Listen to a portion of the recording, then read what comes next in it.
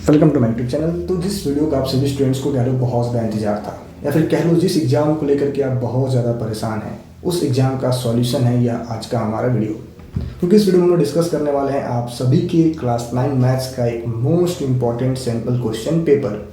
चाहे आप किसी भी स्कूल के स्टूडेंट हो, डीएवी में पढ़ते हो, केवीएस में पढ़ते हो, चाहे किसी इंडिया के किसी भी स्कूल में आप पढ़ाई करते हो, और अगर आपको इस महीने हाफ ईयरली एग्ज़ाम देना है, अपना मिड टर्म एग्ज़ाम देना है, अपना टर्म 1 एग्ज़ाम देना है, आपके स्कूल में अगर उसको पीरियोडिक टेस्ट बोला जाए, चाहे कोई भी एग्ज़ाम देना हो जो आपका मिड सेशन में एग्ज़ाम होता है, उस एग्ज़ाम का या क्लास 9 मैथ्स का एक most important sample question paper है।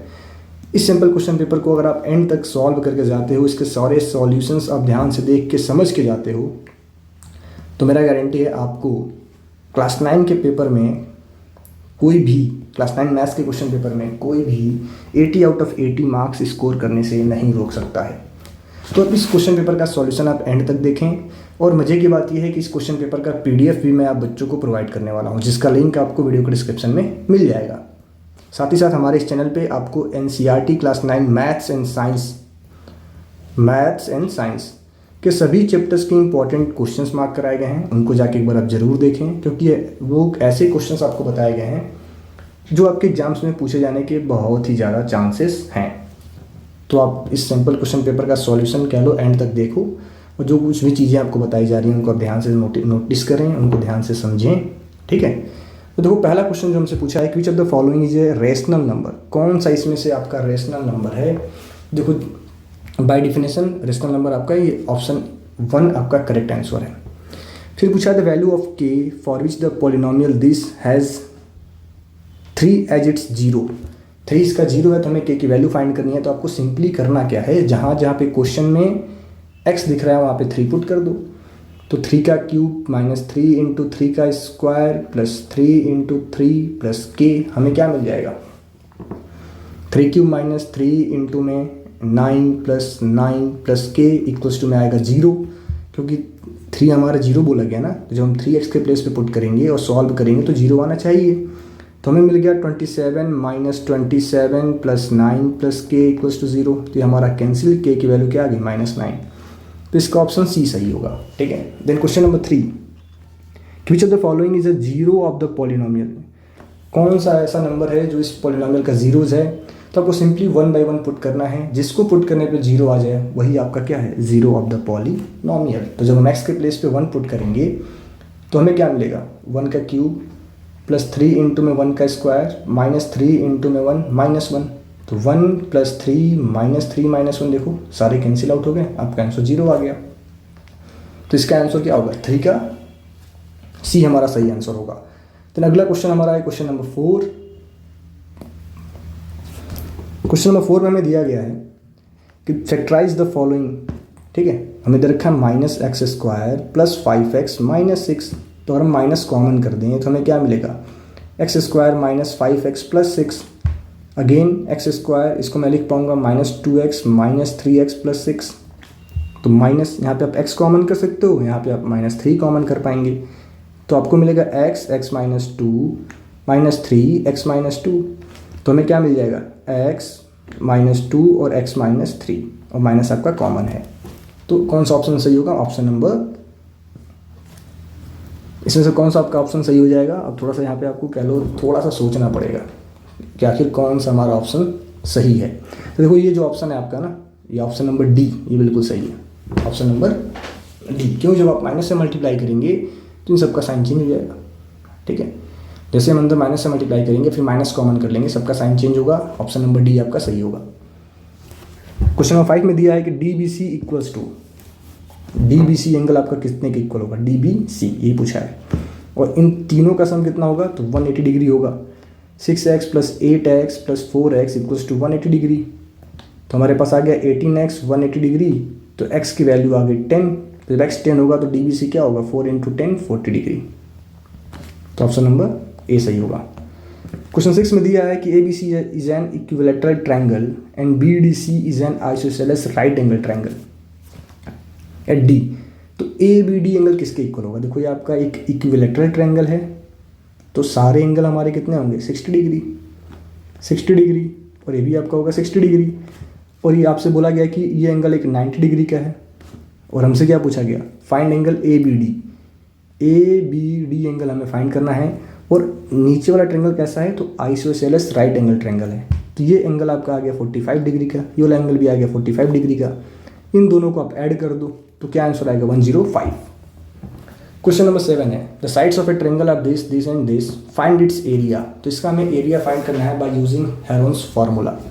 तो आपको सबसे पहले फाइंड करना होगा सेमी पेरीमीटर, जो कि होगा 12 + 16 + 20/2, यानी अब देखोगे तो कितना आएगा 48/2, जो कि होगा 24।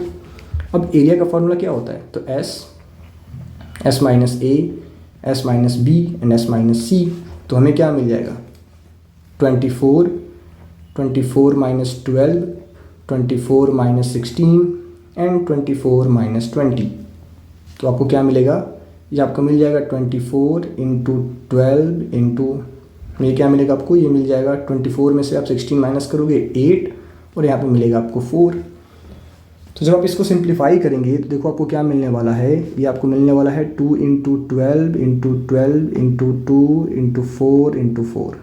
तो सबके दो पेयर बन रहे हैं ना, तो बाहर क्या आएगा, तो बाहर में हम लिख पाएंगे कि 12 × 4 × 2। तो हमारा फाइनल आंसर क्या आएगा 96 सेंटीमीटर स्क्वायर। अब बोला है कि the sides of N isosceles right triangle of hypotenuse this. तो आपके पास एक राइट ट्रेंगल दिया है ना, देखो थोड़ा सभी क्वेश्चन को आपको समझना होगा सही से और उनको सॉल्व करना होगा।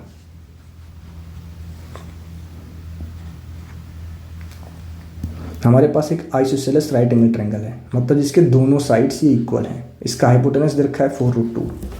तो अगर ये दोनों साइड्स इक्वल हैं, दोनों को हम x मान लें, तो परपेंडिकुलर स्क्वायर प्लस बेस का स्क्वायर इक्वल्स टू हाइपोटेनस का स्क्वायर। ये तो होता है ना, ये आपको पढ़ाया गया होगा। ठीक है, तो हमें क्या मिल जाएगा कि 2 × x² = 8 × 2।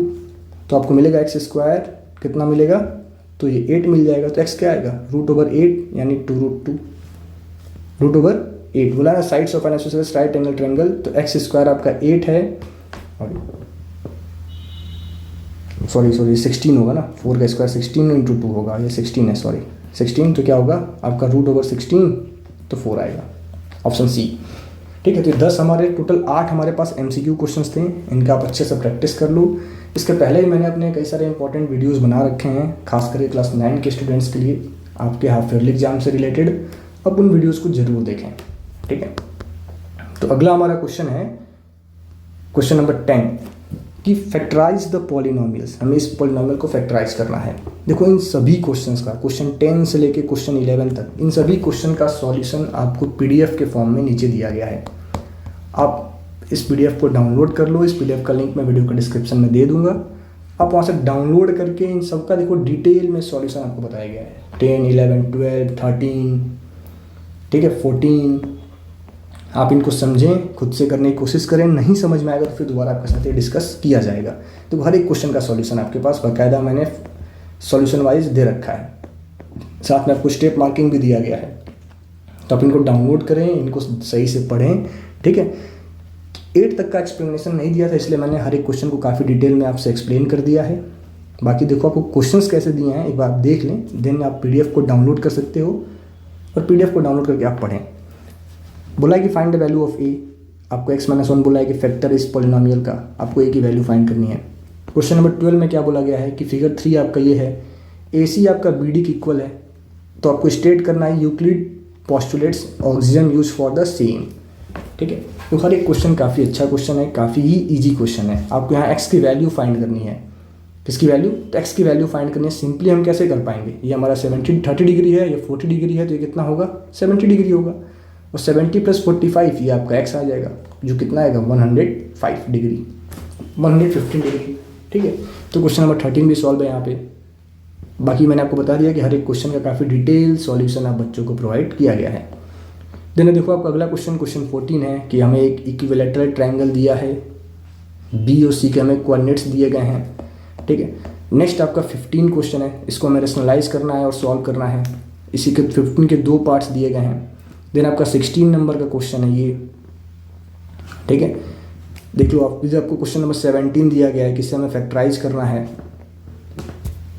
ठीक है, देखो हर एक क्वेश्चन काफ़ी इजी और काफ़ी अच्छा क्वेश्चन आप बच्चों को प्रोवाइड किया गया है। देन क्वेश्चन नंबर 18 दिया गया है आपको, 19 दिया गया है, इस तरीके से। तो आप इस पीडीएफ को डाउनलोड करके इस बार अच्छे से पढ़ें और प्रिपेयर करें, ठीक है। सभी क्वेश्चंस आपके सामने हैं। अगर किसी क्वेश्चन में डाउट आता है तो आप हमें कमेंट करके बताएं। Thank you.